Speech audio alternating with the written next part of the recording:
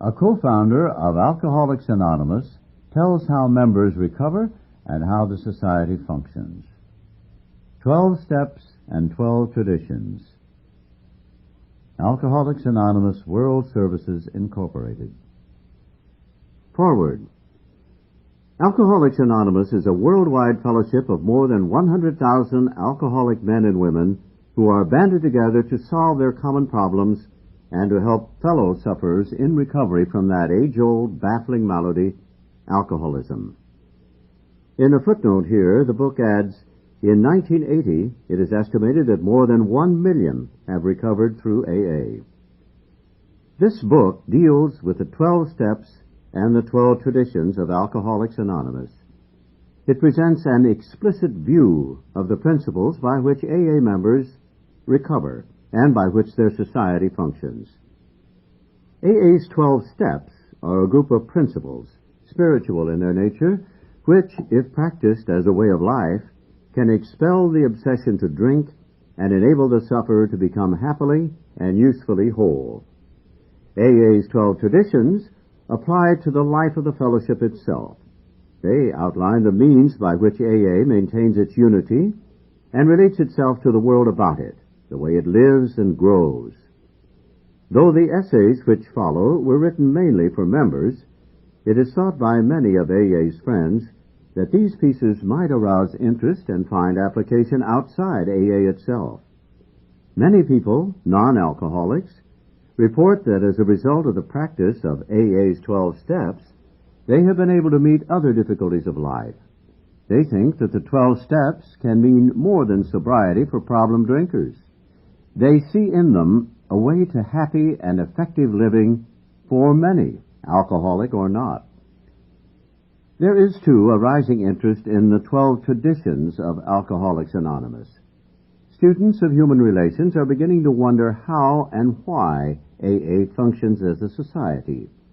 Why is it, they ask, that in AA no member can be set in personal authority over another, that nothing like a central government can anywhere be seen? How can a set of traditional principles, having no legal force at all, hold the fellowship of Alcoholics Anonymous in unity and effectiveness? The second section of this volume, though designed for AA's membership, will give such inquirers an inside view of AA never before possible. Alcoholics Anonymous began in 1935 at Akron, Ohio, as the outcome of a meeting between a well-known surgeon and a New York broker. Both were severe cases of alcoholism and were destined to become co-founders of the AA Fellowship.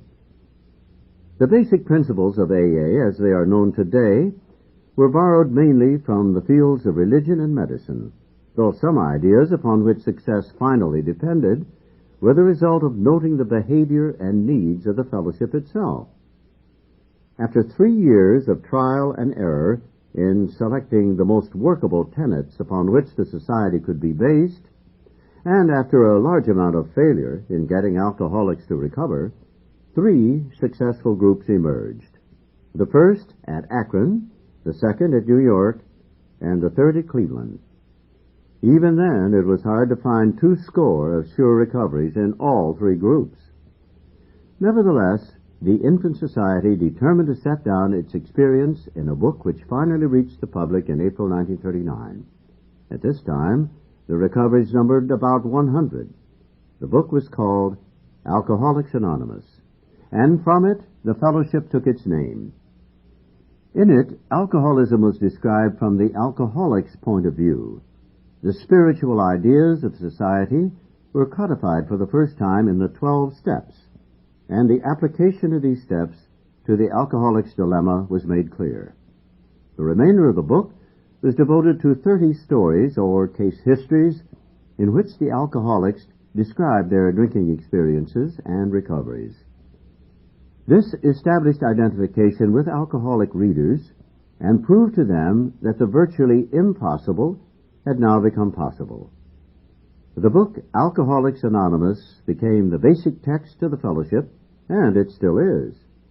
This present volume proposes to broaden and deepen the understanding of the 12 steps as first written in the earlier work. With the publication of the book Alcoholics Anonymous in 1939, the pioneering period ended and a prodigious chain reaction set in as the recovered alcoholics carried their message to still others. In the next years, alcoholics flocked to AA by tens of thousands, largely as a result of excellent and continuous publicity freely given by magazines and newspapers throughout the world. Clergymen and doctors alike rallied to the new movement, giving it unstinted support and endorsement. This startling expansion brought with it very severe growing pains. Proof that alcoholics could recover had been made, but it was by no means sure that such great numbers of yet erratic people could live and work together with harmony and good effect. Everywhere there arose threatening questions of membership, money, personal relations, public relations, management of groups, clubs, and scores of other perplexities. It was out of this vast welter of explosive experience that AA's 12 traditions took form and were first published in 1946 and later confirmed at AA's first international convention held at Cleveland in 1950. The tradition section of this volume portrays in some detail the experience which finally produced the 12 traditions and so gave AA its present form, substance, and unity. As AA now enters maturity, it has begun to reach into 40 foreign lands. And here, a footnote informs, in 1981, AA is established in 110 countries.